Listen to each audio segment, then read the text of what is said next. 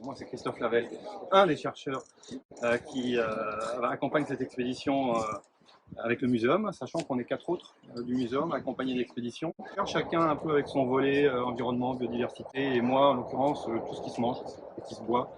Donc, qui se boit, on va essayer de boire l'eau de la Vistule ici.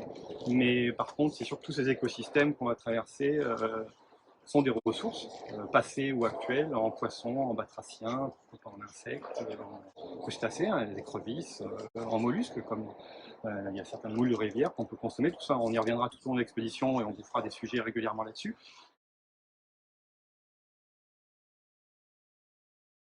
J'ai amené 2 kilos de barres de protéines d'insectes. De petites libellules. Ouais, de libellules, de criquets, de grillons.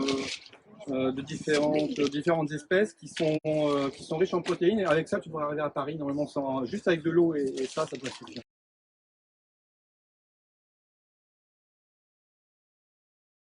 So Magnus, you are one of the 2 official naturalist photographers of this expedition. Yes.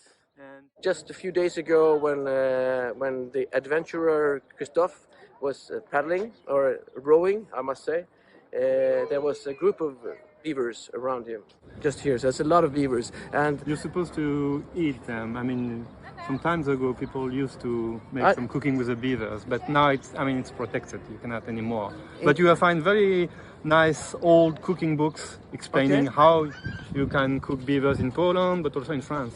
Because in Sweden, just like a curiosity thing, they use the glands of the beaver, Yes. and they make some sort of alcoholic liquor out of it. Okay. That tastes super bad. And in the old days, the worse it tastes, the better people think it was for their body. So it's something called beaver alcohol. I tried it once. I will never do it again.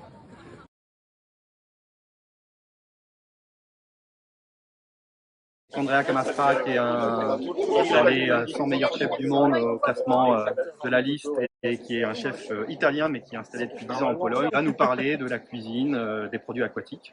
Donc il y aura des recettes à venir, évidemment. Il s'agit de s'approprier l'environnement, et quand on dit s'approprier son environnement, c'est-à-dire à la fois le connaître et éventuellement le manger, parce que mine de rien, il faut s'alimenter. C'est toujours pas mal comme levier l'alimentation, parce que ça nous force, dans l'idéal, à comprendre, comprendre ce qu'il y a dans nos assiettes et comprendre d'où ça vient, et du coup à comprendre l'écosystème d'où sont tirés nos aliments.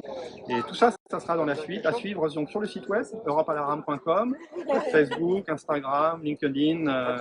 Restez avec nous, pas en continu, parce que vous avez d'autres choses à faire aussi, mais revenez régulièrement nous voir et on vous racontera tout ce projet au fur et à mesure jusqu'à l'arrivée 18 juin à Paris.